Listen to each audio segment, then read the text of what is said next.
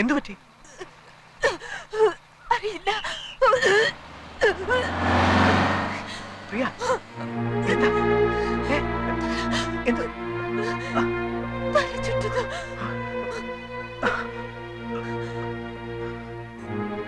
Hello, இங்க அடுத்து hospital இருக்கா? தெரியாதப்பா. பிரியா,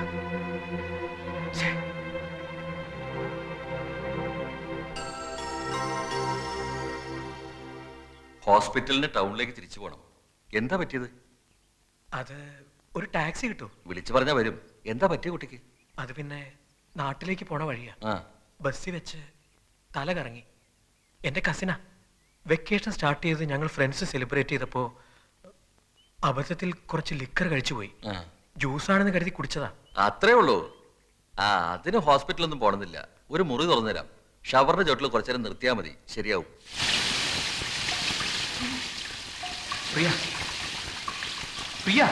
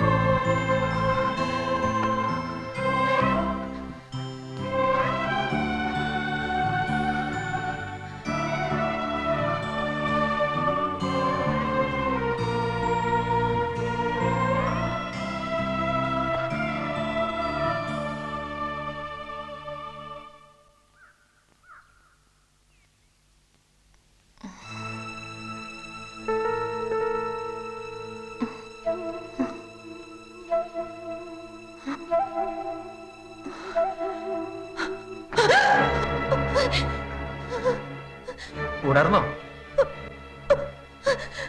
പേടിച്ചു പോയി ഞാൻ. കുറച്ച് ജിന്നകത്തിയെന്നാ ഇങ്ങനെ ബോധം കെടും ഒരാള്. ഷവറിന്റെ ചോട്ടിൽ നിർത്തി തല നനച്ചിട്ടും ഒന്നും അറിഞ്ഞില്ല. സാരമില്ല, വേഗം ഡ്രസ് ചേഞ്ച് ചെയ്തിട്ട് വാ, പോവാൻ നമുക്ക്.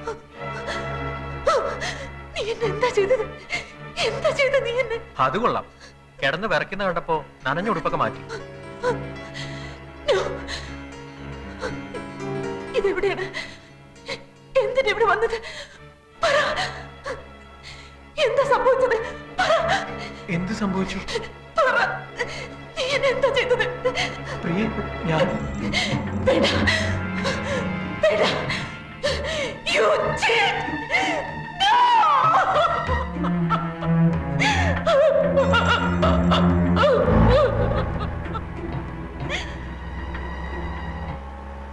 അങ്ങനെയൊന്നും സംഭവിച്ചിട്ടില്ലെന്ന് പിന്നീട് പ്രിയയെ വിശ്വസിപ്പിക്കാൻ നിങ്ങൾക്ക് കഴിഞ്ഞില്ലേ?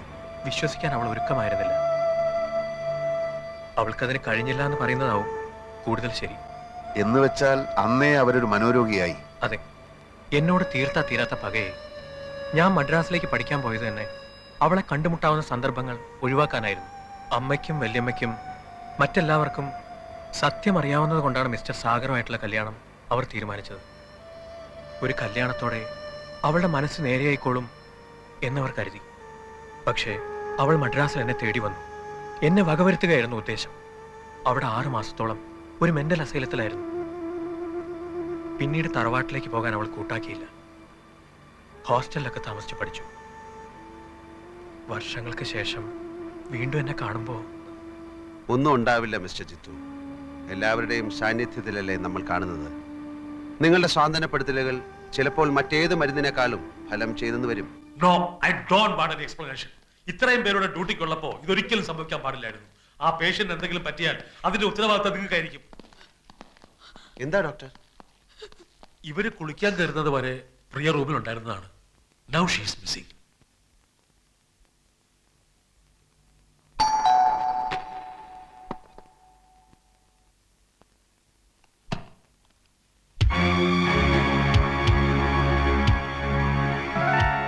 മിസ്റ്റർ ജിതേഷ് ഇല്ലേ? ഇല്ല. ആരാ? ബിടെക്കിന് ഒരുമിച്ച് പഠിച്ചതാ ഞങ്ങള്. ഒരു വീടിന്റെ പ്ലാൻ സബ്മിറ്റ് ചെയ്തതിൽ കുറച്ച് കറക്ഷൻസ് ഉണ്ടായിരുന്നു. ഓഫീസിൽ ചെന്നപ്പോ ആണ് ലീവാണെന്ന് പറഞ്ഞു. എവിടെ പോയതാ? ആരെയോ കാണാനുണ്ടെന്ന് പറഞ്ഞു പോയതാ. എനിക്ക് ഹാഫ് ഡേ ലീവേ ഉള്ളൂ. ഉച്ചയ്ക്ക് മുമ്പ് വരില്ലേ? ഒന്നും പറഞ്ഞില്ല. ഭാര്യയല്ലേ? അതെ. ഞാനിപ്പോ എന്ത് ചെയ്യും? ഇവിടെ വെയിറ്റ് ചെയ്യട്ടെ?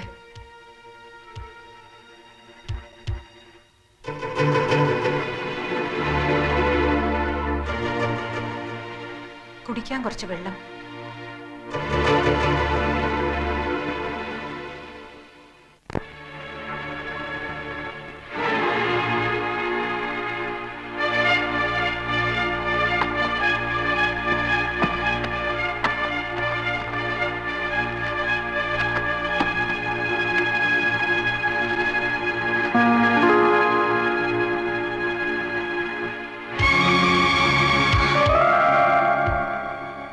വെള്ളം ഞാനിപ്പോ കൊണ്ടുവരാം. അങ്ങോട്ടിരുന്നോളൂ.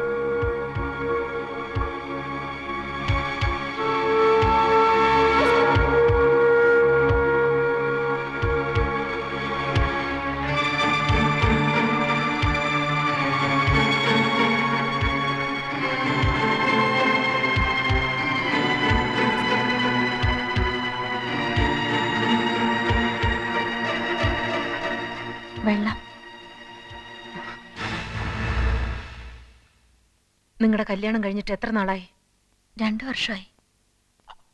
എന്താ പേര്? പേര് ശോഭ.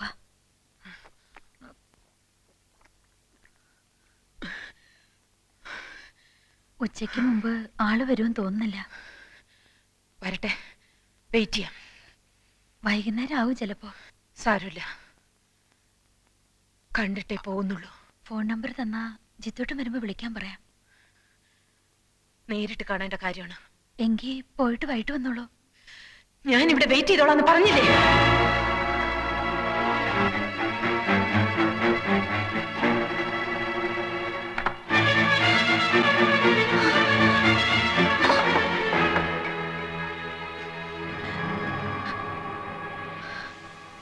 ഹലോ, പ്രകാശനല്ലേ? ഞാൻ ശോഭ. ജിത്തോട്ടിന്റെ അവിടെ എവിടെ പോകുന്നെന്ന് വല്ലതോ? വന്ന് പെട്ടെന്ന് ഇങ്ങോട്ടൊന്ന് വരാൻ പറയോ? അല്ല വേണ്ട, പ്രകാശേട്ടനൊന്നും ഇങ്ങോട്ട് വരുമോ? അവര് വന്നിട്ടുണ്ട്. അപ്രിയ ജിത്തോട്ടിന്റെ പഴയ അവര് മെന്റൽ ഹോസ്പിറ്റലിലാണെന്ന് ജിത്തോട്ടൻ പറഞ്ഞത് ഓർമ്മയുണ്ട്. ഇല്ല, അറിയില്ല. എനിക്ക് പേടിയാവുന്നു. ഞാൻ ഒറ്റയ്ക്കുള്ളൂ.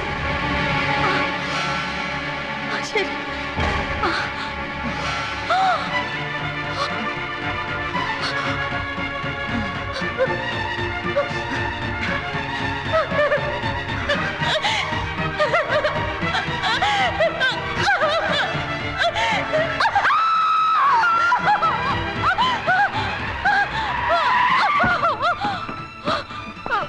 എന്താ?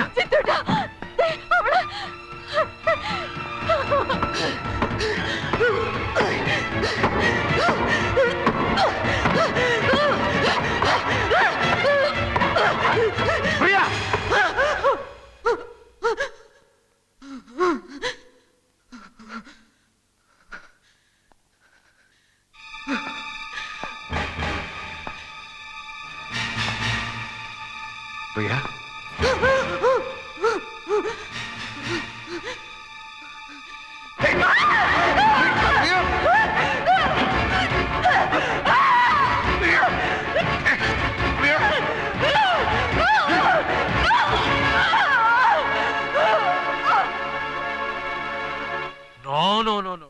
ഒരു ഡോക്ടർ എന്ന നിലയ്ക്ക് എനിക്കിത് ഒരിക്കലും അംഗീകരിക്കാൻ പറ്റില്ല. ഇത് നിങ്ങളുടെ നോവലും കഥയൊന്നും അല്ല. ഇതിന് ഇങ്ങനെയൊക്കെ ഒരു പരിഹാരം ഉണ്ടായിരുന്നെങ്കിൽ എന്ത് എളുപ്പമായിരുന്നു. ഡോക്ടറും വേണ്ട, മരുന്നും വേണ്ട, ചികിത്സയും വേണ്ട. ഞാൻ മനഃശാസ്ത്രം ഒന്നും പഠിച്ചിട്ടില്ല. ഒരു ചെറിയ യുക്തി. അങ്ങനെ ചിന്തിക്കുമ്പോൾ ചിലപ്പോൾ ഇത് ശരിയാകുമെന്നാണ് എന്റെ മനസ്സ് പറയുന്നത്.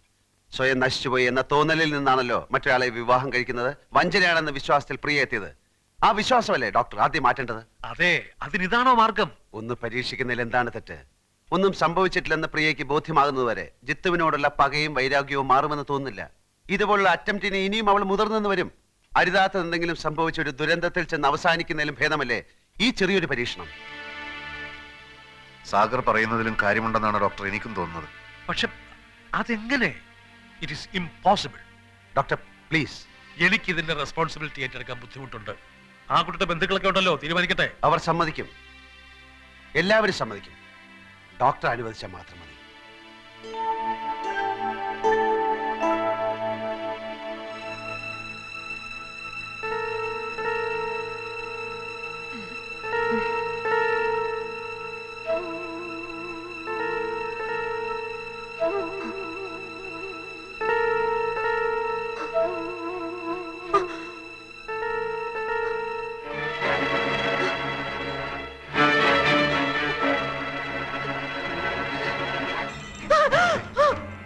ഓ, നേരം പുലർന്നു.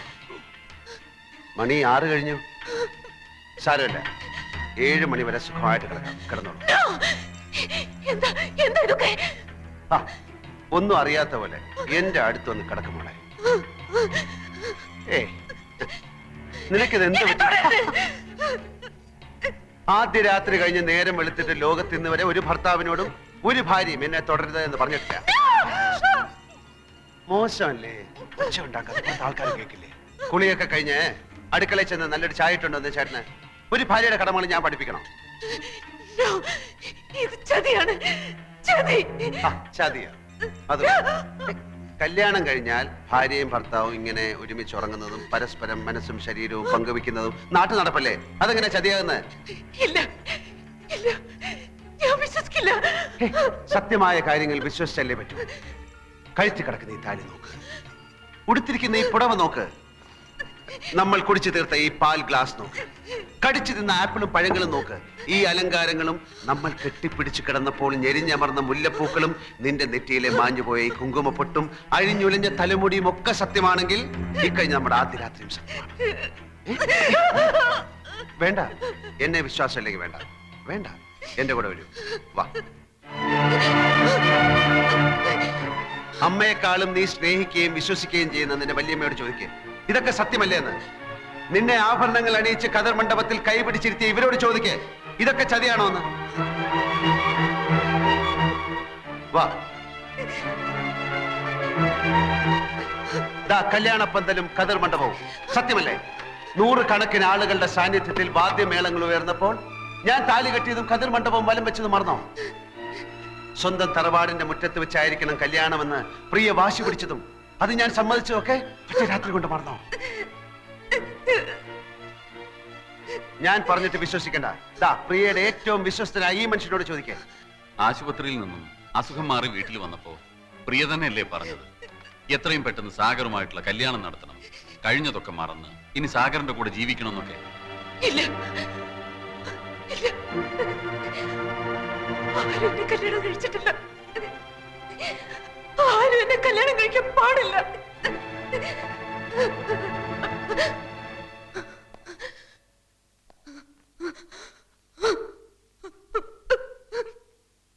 വർഷങ്ങൾക്ക് മുമ്പുള്ള ഒരു പ്രഭാതത്തിൽ നീ ഉണർന്നെണീറ്റപ്പോൾ ഒരു തെറ്റും ചെയ്യാത്ത ഈ പാവം പയ്യൻ നിന്നെ നശിപ്പിച്ചു എന്ന് നീ വിശ്വസിക്കുന്നുവെങ്കിൽ ഇന്നലെ രാത്രിയിൽ സംഭവിച്ചതും സത്യമാണ്. അത് നീ വിശ്വസിക്കുന്നില്ലെങ്കിൽ അന്നും ഒന്നും സംഭവിച്ചിട്ടില്ലെന്ന് നീ വിശ്വസിച്ചാൽ മതിയാകും.